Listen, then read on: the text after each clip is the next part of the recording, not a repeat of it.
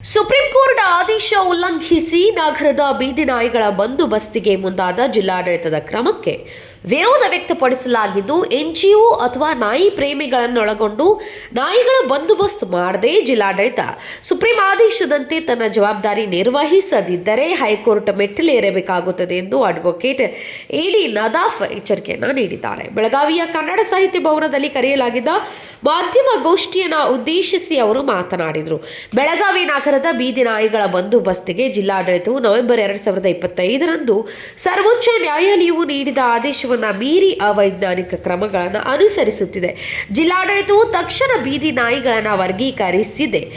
ಎಲ್ಲ ನಾಯಿಗಳನ್ನು ವ್ಯಾಕ್ಸಿನೇಟ್ ಮಾಡಿ ಪುನರ್ವಸತಿ ಕೇಂದ್ರಕ್ಕೆ ಸ್ಥಳಾಂತರಿಸಬೇಕು. ಅವುಗಳನ್ನು ಮರಳಿ ಬಿಡಲು ಎಲ್ಲಿಯೂ ಆದೇಶವನ್ನು ನೀಡಿಲ್ಲ. ನೋಡಲ್ ಅಧಿಕಾರಿಗಳನ್ನು ನೇಮಿಸಿದ್ರೂ ಅವರ ಮಾಹಿತಿಯನ್ನು ನೀಡುತ್ತಿಲ್ಲ. ಜಿಲ್ಲಾಡಳಿತ ಸರಿಯಾದ ಕ್ರಮಗಳನ್ನು ಅನುಸರಿಸದೆ ತನ್ನ ಕೆಲಸವನ್ನು ಹಗುರ ಮಾಡಿಕೊಳ್ಳುತ್ತಿದೆ. ಎನ್ಜಿಒ ಮತ್ತು ಪ್ರಾಣಿ ಪ್ರೇಮಿಗಳನ್ನು ಕರೆದುಕೊಂಡು ಕೆಲಸ ಮಾಡುವಂತೆ ಆದೇಶದಲ್ಲಿ ನಿಯಮವಿಲ್ಲ. ಸ್ವತಃ ಜಿಲ್ಲಾಡಳಿತ ಇದರ ಜವಾಬ್ದಾರಿಯನ್ನು ಹೊರಬೇಕು. ನಾಯಿಗಳು ಬರದಂತೆ ಸಾರ್ವಜನಿಕ ಸ್ಥಳಗಳಲ್ಲಿ ಮೊದಲು ಬಂದೋಬಸ್ತ್ ಮಾಡಿಕೊಳ್ಬೇಕು. ಸುಪ್ರೀಂ ಕೋರ್ಟ್ ಎಲ್ಲಿಯೂ ನಾಯಿಗಳ ಸರ್ವೆಗೆ ಆದೇಶಿಸಿಲ್ಲ. ಜಿಲ್ಲಾಡಳಿತ ಸುಪ್ರೀಂ ಕೋರ್ಟ್ ಆದೇಶವನ್ನು ಓದಿ ತಿಳಿದುಕೊಳ್ಬೇಕು. ಅದನ್ನು ಉಲ್ಲಂಘಿಸಿದರೆ ಜನಾಂದೋಲನ ಮಾಡಬೇಕಾಗುತ್ತದೆ. ಜಿಲ್ಲಾಡಳಿತದ ವಿರುದ್ಧ ಹೈಕೋರ್ಟ್ ಮೆಟ್ಟಿಲೇರಬೇಕಾಗುತ್ತದೆ. ಪ್ರಾಣಿ ಪ್ರೇಮಿಗಳಿಗೆ ನಾಯಿಗಳು ಕಾಣಿಸ್ತವೆ, ಚಿಕ್ಕ ಮಕ್ಕಳ ಜೀವ ಕಾಣಿಸುವುದಿಲ್ಲವೇ ಎಂದು ಪ್ರಶ್ನಿಸಿದರು. ಮಾಧ್ಯಮಗೋಷ್ಠಿಯಲ್ಲಿ ಎಂಎಂ ಜಮಾದಾರ್, ಎಂಎಸ್ ಖೇಮ್ಲಾಪುರ್, ಡಬ್ಲ್ಯೂಎಂ ಶಹಾಪುರಿ ಸೇರಿದಂತೆ ಇನ್ನುಳಿದವರು ಭಾಗಿಯಾಗಿದ್ದರು. ಅಡ್ವೊಕೇಟ್ಸ್ ಅಸೋಸಿಯೇಷನ್ ಹ್ಯೂಮನ್ ರೈಟ್ಸ್ ವತಿಯಿಂದ ನಾವು ತಮ್ಮೆಲ್ಲರಿಗೂ ಧನ್ಯವಾದಗಳನ್ನು ಅರ್ಪಿಸ್ತೇವೆ. ತಾವು ಕಡಿಮೆ ಸಮಯದಲ್ಲಿ ನಮ್ಮ ಆಹ್ವಾನಕ್ಕೆ ಬಂದು ಈ ಒಂದು ಪ್ರೆಸ್ ರಿಪೋರ್ಟನ್ನು ಕವರ್ ಮಾಡ್ತಾ ಇದ್ದೀರಾ. ಇವತ್ತಿನ ವಿಷಯ ಏನಂದರೆ, ಈ ಹಾದಿ ನಾಯಿ, ಬೀದಿ ನಾಯಿಗಳೇನಿದೆ ಇವುಗಳ ಬಗ್ಗೆ ಒಂದು ಸರ್ವೋಚ್ಚ ನ್ಯಾಯಾಲಯ 7 ನವೆಂಬರ್ 2025ರಂದು ಒಂದು ಆದೇಶವನ್ನು ನೀಡಿದೆ. ನಾವು 2023ರಿಂದ ಇದ್ರ ಬಗ್ಗೆ ಕೆಲಸ ಮಾಡ್ತಾ ಇದ್ದೀವಿ.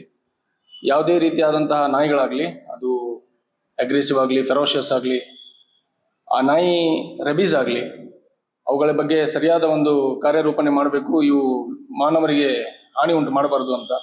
ಆದರೆ ಯಾವುದೇ ರೀತಿಯಾದಂತಹ ಮಾನವರಿಗೆ, ಮಕ್ಕಳಿಗೆ ಉಳಿಸುವಂತಹ ಕಾರ್ಯ ಆಗಿಲ್ಲ.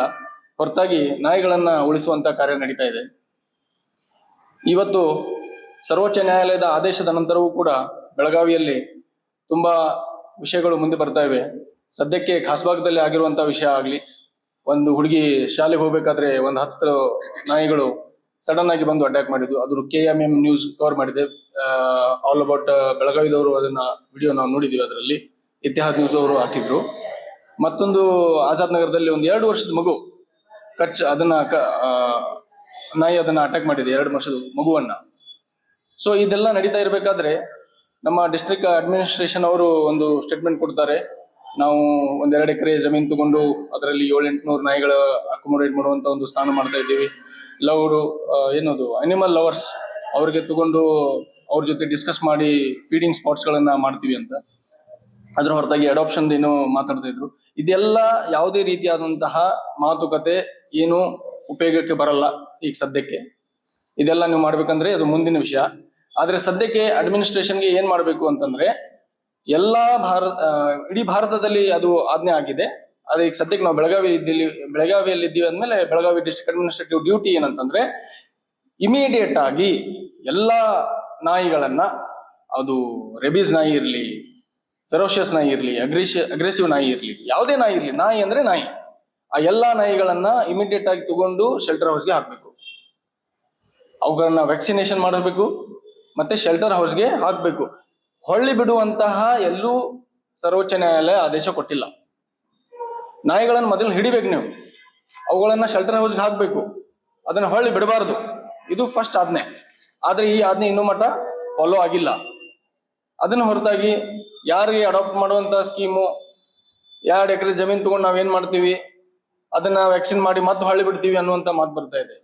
ಸರ್ವೋಚ್ಚ ನ್ಯಾಯಾಲಯದಲ್ಲಿ ಎಲ್ಲೂ ಕೂಡ ಆ ನಾಯಿಗಳನ್ನ ವ್ಯಾಕ್ಸಿನೇಷನ್ ಮಾಡಿ ಮತ್ತೆ ಹೊಳ್ಳಿ ಬಿಡ್ರಿ ಅಂತ ಆದೇಶ ಆಗಿಲ್ಲ. 2ನೇ ವಿಷಯ, ನೋಡಲ್ ಆಫೀಸರ್ಗಳನ್ನ ಅಪಾಯಿಂಟ್ಮೆಂಟ್ ಮಾಡ್ಬೇಕಂತ ಇದೆ, ಅದನ್ನ ಮಾಡಿದ್ದಾರೆ. ಆದ್ರೆ ಯಾವ ನೋಡಲ್ ಆಫೀಸರ್ ಎಲ್ಲಿದ್ದಾರೆ, ಅವ್ರದ್ದು ಡೆಸಿಗ್ನೇಷನ್ ಏನಿದೆ, ಅವ್ರಿಗೆ ಯಾವ ರೀತಿಯಾಗಿ ನಾವು ಕಾಂಟ್ಯಾಕ್ಟ್ ಮಾಡಬೇಕು, ಅದ್ರ ಬಗ್ಗೆ ಯಾವುದು ಮಾಹಿತಿ ಇಲ್ಲ.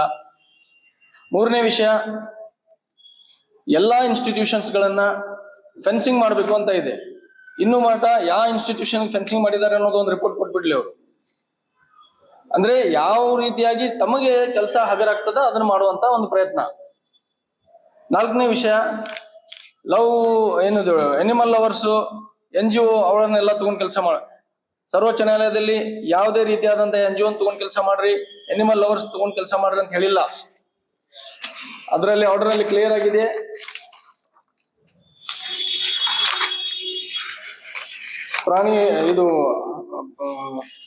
ಪ್ರಾಣಿಗಳ ಒಂದು ಏನು ಅಸೋಸಿಯೇಷನ್ ಇದೆ, ಅನಿಮಲ್ ವೆಲ್ಫೇರ್ ಅಸೋಸಿಯೇಷನ್, ಅಫಿಷಿಯಲ್ ಆಗಿದೆ ಅದು ಗವರ್ಮೆಂಟ್ ಇಂದ. ಅದೇನಿದ್ರು ಅವರೇ ಮಾಡಬೇಕು. ಇವ್ರಿಗೆ ನೀವು ನಿಮ್ಮ ಜಿಮ್ಮೆದಾರಿಯನ್ನು ಸರ್ಪಾಸ್ ಮಾಡಕ್ ಪ್ರಯತ್ನ ಮಾಡಬಾರದು.